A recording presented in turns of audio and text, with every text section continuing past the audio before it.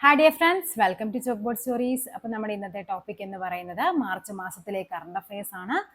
Okay, അപ്പോൾ നമ്മൾ March അല്ല, ഏപ്രിൽ മാസത്തിലെ കറണ്ട് അഫെയർ ആണ്. നമ്മൾ ജനുവരി, ഫെബ്രുവരി, മാർച്ച് ഓൾറെഡി ചെയ്തിട്ടുണ്ട്. നമ്മുടെ പ്ലേലിസ്റ്റ് ചെക്ക് ചെയ്താൽ അത് കിട്ടും. അപ്പോൾ നമുക്കറിയാം, കറണ്ട് അഫെയർ എന്ന് പറയുന്നത് ഓരോ PSC എക്സാംസിനും ഏറ്റവും കൂടുതൽ റാങ്ക് നിർണ്ണയിക്കുന്നത് എപ്പോഴും എന്തായിരിക്കും? കറണ്ട് അഫയേഴ്സ് ക്വസ്റ്റ്യൻസ് ആയിരിക്കും കേട്ടോ. അപ്പോൾ നമ്മുടെ ക്വസ്റ്റ്യനിലേക്ക് നോക്കാം. 2023 സാഹിത്യത്തിനുള്ള എന്ത് പുരസ്കാരമാണ്? സരസ്വതി സമ്മാൻ. 2023 സരസ്വതി സമ്മാൻ ആർക്കാണ്? പ്രഭാവർമ്മ. ഏത് കൃതിക്കാണ്? രൗദ്ര സാത്വികം എന്ന കാവ്യാഖ്യായികയ്ക്കാണ് പുരസ്കാരം. 15 ലക്ഷം രൂപയും പ്രശസ്തി പത്രവും അടങ്ങുന്നതാണ് എന്തെന്ന് പറയുന്നത് നമ്മുടെ പുരസ്കാരം. ഇന്ത്യൻ വനിതാ പ്രീമിയർ ലീഗ് ക്രിക്കറ്റിന് 2ാം സീസണിലെ കിരീടം ആർക്കാണ്? ബാംഗ്ലൂർ റോയൽ ചലഞ്ചേഴ്സിനാണ്. ഇന്ത്യൻ വനിതാ പ്രീമിയർ ക്രിക്കറ്റ് ലീഗിലെ 2ാം സീസണിലെ കിരീടം. ഫൈനലിൽ ഡൽഹി ക്യാപിറ്റൽസിനെയാണ് പരാജയപ്പെടുത്തിയത്. മുംബൈ ഇന്ത്യൻസ് ആണ് ആദ്യ കിരീടം നേടിയത്. ഓക്കെ, അപ്പൊ 2ാം സീസണിൽ, ആദ്യ സീസണിൽ ആരായിരുന്നു? മുംബൈ ഇന്ത്യൻസും. അതേപോലെ തന്നെ 2ാം സീസണിൽ ആരാണ്? ബാംഗ്ലൂർ റോയൽ ചലഞ്ചേഴ്സ് ആണ്. 2023 സാഹിത്യത്തിനുള്ള സരസ്വതി സമ്മാനം പ്രഭാവർമ്മ, രൗദ്ര സാത്വികം. 2023 മാതൃഭൂമി സാഹിത്യ പുരസ്കാരം ആർക്കാണ്? സക്കറിയാസ്. എഴുത്തുകാരനായ സക്കറിയയ്ക്കാണ് മാതൃഭൂമി സാഹിത്യ പുരസ്കാരം.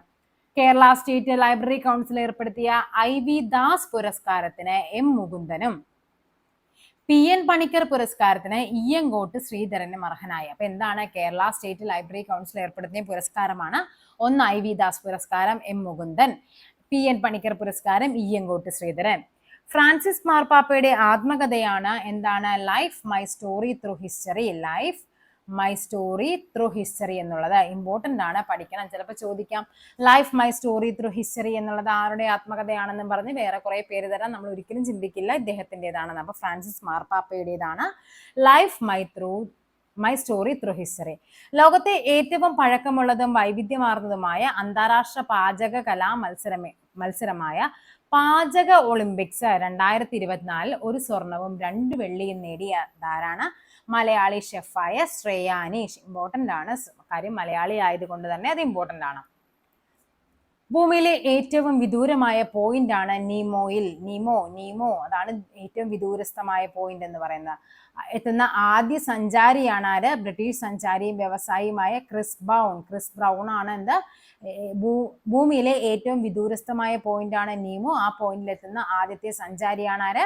നമ്മുടെ ക്രിസ് ബ്രൗൺ, ആദ്യ ബ്രിട്ടീഷ് സഞ്ചാരിയാണ്. ഓക്കെ, ഹിന്ദുസ്ഥാൻ എയറോനോട്ടിക്സ് ലിമിറ്റഡ് തദ്ദേശീയമായി നിർമ്മിച്ച യുദ്ധവിമാനമാണ് തേജസ് മാർക്ക് 1A. അതാണ് ഹിന്ദുസ്ഥാൻ എയറോനോട്ടിക്സ് ലിമിറ്റഡ് തദ്ദേശീയമായിട്ട് നിർമ്മിച്ച യുദ്ധവിമാനം. അതെന്ത് ചെയ്തിട്ടുണ്ട്? വിജയകരമായിട്ട് പരീക്ഷണ പറക്കൽ പൂർത്തിയാക്കിയിട്ടുണ്ട്. അപ്പൊ എന്താണ്? തേജസ് മാർക്ക് 1A.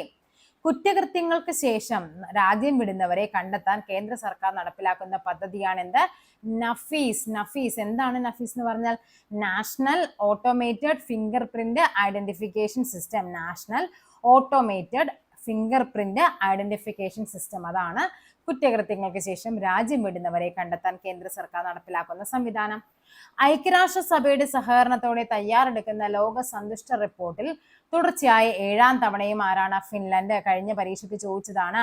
ഫിൻലൻഡ് ആണ് ഒന്നാമതായിട്ട് വന്നത്. ഇന്ത്യയുടെ സ്ഥാനം എന്ന് പറയുന്നത് എത്രയാണ്? 126 ആണ് ഇന്ത്യയുടെ സ്ഥാനം. അപ്പൊ സന്തോഷ സൂചികയിൽ 1ാം സ്ഥാനം ഫിൻലൻഡിനും ദ സ്ഥാനം 126 അന്താരാഷ്ട്ര നാണയനിധിയുടെ കണക്ക് പ്രകാരം ലോകത്തിലെ അതിദരിദ്രമായ രാജ്യമാണേത്? ദക്ഷിണ സുഡാൻ. മലയാളത്തിൽ ആദ്യമായി 200 കോടി തിയേറ്റർ വരുമാനം നേടുന്ന സിനിമ എന്ന ബഹുമതി ലഭിച്ചത് മഞ്ഞുമൽ ബോയ്സിനാണ്. മുംബൈ സെൻട്രൽ റെയിൽവേ സ്റ്റേഷന്റെ പേര് നാനാ ജഗന്നാഥ് ശങ്കർ സേത്ത് സ്റ്റേഷൻ എന്ന് പുനർനാമകരണം ചെയ്യപ്പെട്ടു. എന്താണല്ലേ മുംബൈ സെൻട്രൽ റെയിൽവേ സ്റ്റേഷൻ? എന്ത് എളുപ്പമുണ്ടായിരുന്നു പറയാനായിട്ട്. ഇപ്പൊ നോക്കിക്കേ, നാനാ ജഗന്നാഥ് ശങ്കർ സേത്ത് സ്റ്റേഷൻ എന്നാണ് പേര് മാറ്റിയിരിക്കുന്നത്. ചിലപ്പോൾ തിരിച്ചേ ചോദിക്കുള്ളൂ, നാനാ ജഗന്നാഥ് ശങ്കർ സേത്ത് സ്റ്റേഷൻ എന്ന് ഏത് റെയിൽവേ സ്റ്റേഷന്റെ പുനർനാമകരണമാണ് ചെയ്തതെന്നൊക്കെ പറഞ്ഞ് ചിലപ്പോൾ ചോദിക്കാം. റഷ്യയിലെ പുതിയ ഇന്ത്യൻ അംബാസിഡർ ആണ് ആര്? വിനയ് കുമാറാണ് റഷ്യയിലെ പുതിയ ഇന്ത്യൻ അംബാസിഡർ. ദേശീയ അന്വേഷണ ഏജൻസിയായ NIA-യുടെ ഡയറക്ടർ ജനറലായി മഹാരാഷ്ട്ര ഭീകരവിരുദ്ധ സ്ക്വാഡ് തലവനായ Sadanand Vasant Datta special protection group additional director general Kerala cadre IPS ഓഫീസറായ സുരേഷ് രാജ് പുരോഹിതനെയും നിയമിച്ചു. 2 പേരാണ്, സദാനന്ദ് വസന്ത് ദത്ത, സുരേഷ് രാജ് പുരോഹിതൻ. അതേപോലെ അന്താരാഷ്ട്ര ഹോക്കി ഫെഡറേഷൻ അത്ലറ്റിക്സ് കമ്മിറ്റി അംഗമായി ആരാണ്? ഇന്ത്യൻ ഹോക്കി ഗോൾ കീപ്പർ ആയിരുന്ന PR ശ്രീജേഷിനെ തിരഞ്ഞെടുത്തു. നമ്മുടെ മികച്ച ഇന്ത്യൻ ഗോൾ കീപ്പർക്കുള്ള പുരസ്കാരമാർക്കായിരുന്നു? ശ്രീജേഷിനായിരുന്നു ലഭിച്ചത്. ആകാശവാണിയുടെ തിരുവനന്തപുരം നിലയം 75-ാം വയസ്സിലേക്ക് കടന്നു. 1950 ഏപ്രിൽ 1-നാണ് ഇത് ആരംഭിച്ചത്. അപ്പൊ എന്താണ് ആകാശവാണി പ്രവർത്തനം ആരംഭിച്ചത് എന്നൊന്ന് പഠിക്കുക. കാര്യം അതിന്റെ 75-ാം വാർഷികമായതുകൊണ്ട് തന്നെ അത് ഇമ്പോർട്ടന്റ് ആണ്. വ്യാഴത്തിന്റെ ഉപഗ്രഹമായ യൂറോപ്പ ലക്ഷ്യമാക്കി നാസ വിക്ഷേപിക്കുന്ന പേടകമാണ് എന്ത്? Europa Clipper. യൂറോപ്പ ലക്ഷ്യമാക്കിയിട്ട് നാസയാണ് യൂറോപ്പ ക്ലിപ്പറിനെ വിക്ഷേപിക്കുന്നത്. കോങ്കോയുടെ ആദ്യ വനിതാ പ്രധാനമന്ത്രിയാണ് ആര്? Judith Suminwa Tuluka. നല്ല പേരല്ലേ, ജൂഡിത്ത് സുമിൻവ ടുലൂക്ക. 32 രാജ്യങ്ങളുള്ള സൈനിക സഖ്യമായ നാറ്റോയുടെ കഴിഞ്ഞ പരീക്ഷകളിൽ നാറ്റോ റിപ്പീറ്റഡ് ആയിട്ട് വയ്ക്കുമായിരുന്നു.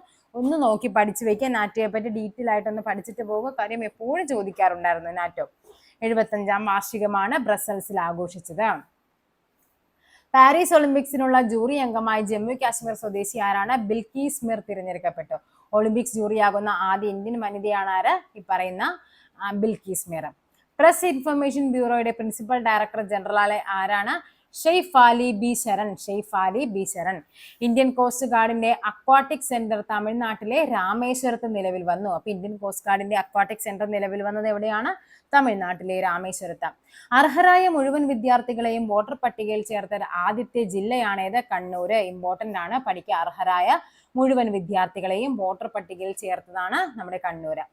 2024 ഫോബ്സ് ആഗോള അതിസമ്പന്നരുടെ പട്ടികയിൽ ലൂയി വിട്ടൻ എന്ന ആഡംബര ഉൽപ്പന്ന കമ്പനിയുടെ ഏതാണ് ഉടമസ്ഥൻ ബെർണാഡ് അർണാൾട്ട് ആണ് 1-ാം സ്ഥാനത്ത്. അപ്പൊ ഫോബ്സ് ആഗോള അതിസമ്പന്നരുടെ പട്ടികയിൽ 1-ാം സ്ഥാനത്ത് ആരാണ്? ബെർണാഡ് അർണാൾട്ട്. 2-ാം സ്ഥാനത്താണ് ആര്? Elon Musk. 3-ാം സ്ഥാനത്താണ് ആര്? ജെഫ് ബെസോസും. ആണവവാഹക ശേഷിയുള്ള പുതിയ തലമുറ ബാലിസ്റ്റിക് മിസൈലാണ് എന്ത്? അഗ്നി പ്രൈം. അത് ഇന്ത്യ വിജയകരമായിട്ട് വിക്ഷേപിച്ചിട്ടുണ്ട്. അപ്പൊ എന്താണ്? ആണവവാഹക ശേഷിയുള്ള പുതിയ തലമുറ ബാലിസ്റ്റിക് മിസൈല്. ഇന്ത്യയിലെ ആദ്യ ആർട്ടിഫിഷ്യൽ ഇന്റലിജൻസ് അധിഷ്ഠിത സോഫ്റ്റ്വെയർ എഞ്ചിനീയർ ആണ് ആര്? ദേവിക. പേര് പഠിച്ചു വെക്കുക, ദേവിക. ഇന്ത്യൻ വംശജനായ പവൻ ദബുലരി മൈക്രോസോഫ്റ്റ് വിൻഡോസിന്റെ മേധാവിയായി നിയമിതനായി. ആരാണ്? പവൻ ദബുലരി. 2024 ആബേൽ പുരസ്കാരം ഗണിതശാസ്ത്രജ്ഞനായ മൈക്കിൾ തലാഗ്രൻ. അപ്പൊ നമുക്കറിയാം ഗണിതശാസ്ത്രത്തിന് നോബൽ പ്രൈസ് ഇല്ല. ഗണിതശാസ്ത്രത്തിന് കൊടുക്കുന്ന ഗണിതശാസ്ത്ര നോബൽ എന്നറിയപ്പെടുന്നതാണ് ആബേൽ പുരസ്കാരം. ആബേൽ പുരസ്കാരം ആർക്കാണ്? മൈക്കിൾ തലാഗ്രൻ. മാലിദ്വീപ്, ഇന്ത്യ, ശ്രീലങ്ക എന്നീ രാജ്യങ്ങൾ നടത്തിയ സംയുക്ത സൈനിക അഭ്യാസമാണ് എന്ത്? ദോസ്തി 16. അപ്പൊ പഠിക്കാം. മാലിദ്വീപ്, ഇന്ത്യ, ശ്രീലങ്ക അല്ലെ, നമ്മുടെ അയൽ രാജ്യങ്ങളായ ദോസ്തുക്കളാണ് അല്ലെ. ദോസ്തി 16. 2024 ഏഷ്യ കപ്പ് വനിതാ ക്രിക്കറ്റ് ടൂർണമെന്റിന് എവിടെയാണ്? ശ്രീലങ്കയാണ് വേദിയാകുന്നത്. ലാറ്റിൻ അമേരിക്കൻ ഫുട്ബോൾ ക്ലബിൽ കളിക്കുന്ന ആദ്യ ഇന്ത്യക്കാരനാണ് ആര്? ബിജയ് ഛേത്രി. ഉറുഗ്വായ് കൊളോൺ ഫുട്ബോൾ ക്ലബിന് വേണ്ടിയിട്ടാണ് കളിക്കുന്നത്. അപ്പൊ ആരാണ്? ബിജയ് ഛേത്രി. പുന്നയൂർക്കുളം സാഹിത്യ സമിതിയുടെ പ്രഥമ മാധവിക്കുട്ടി പുരസ്കാരമാർക്കാണ്? KR മീരയ്ക്ക്. ഇനി കുറച്ച് വിയോഗങ്ങളാണ്. പ്രശസ്ത കൂടിയാട്ടം കലാകാരൻ കലാമണ്ഡലം രവീന്ദ്രൻ അന്തരിച്ചിട്ടുണ്ട്. പ്രമുഖ ചലച്ചിത്ര നിർമ്മാതാവ് ഗാന്ധിമതി ബാലൻ. ഇവിടെ നമുക്ക് ഇമ്പോർട്ടന്റ് ആയിട്ട് പഠിക്കേണ്ടത് ഇദ്ദേഹത്തെയാണ്. 2013 ഭൗതിക ശാസ്ത്ര നോബൽ ജേതാവും ഹിഗ്സ് ബോസോൺ കണത്തിന്റെ ദൈവഗണ ഉപജ്ഞാതാവുമായ ആരാണ്? പീറ്റർ ഹിഗ്സ് ആണ്. പീറ്റർ ഹിഗ്സ് എന്ത് ചെയ്യുന്നുണ്ട്? അന്തരിക്കുന്നുണ്ട്. ഓക്കെ. അപ്പൊ 2013 ഭൗതിക ശാസ്ത്ര നോബലാണ്. Higgs boson കണത്തിന്റെ ഉപജ്ഞാതാവുമാണ്. നാവികസേന മുൻ മേധാവിയും പ്രമുഖ മനുഷ്യാവകാശ പ്രവർത്തകനുമായ അഡ്മിറൽ ലക്ഷ്മി നാരായൺ രാംദാസ് അന്തരിച്ചിട്ടുണ്ട്. കേരള സംഗീത നാടക അക്കാദമി മുൻ സെക്രട്ടറിയും വാഗ്മിയും എഴുത്തുകാരനുമായ N രാധാകൃഷ്ണൻ. കഥാകൃത്തൻ, നോവലിസ്റ്റും കേന്ദ്ര സാഹിത്യ അക്കാദമി പുരസ്കാര ജേതാവുമായ TN പ്രകാശ്. അതേപോലെ പ്രമുഖ നടൻ ആരാണ്? ഡാനിയൽ ബാലാജി അന്തരിച്ചു. ഹൃദയാഘാതത്തെ തുടർന്നായിരുന്നു.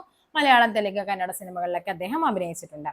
ഓക്കെ. അപ്പൊ ഇത്രയുമാണ് നമ്മുടെ ഏപ്രിൽ മാസത്തെ കറണ്ട് അഫയേഴ്സ്. അടുത്ത നമ്മുടെ മെയ് മാസത്തിലെ കറണ്ട് അഫയേഴ്സുമായിട്ട് അടുത്ത ക്ലാസ്സിൽ കാണാം. താങ്ക്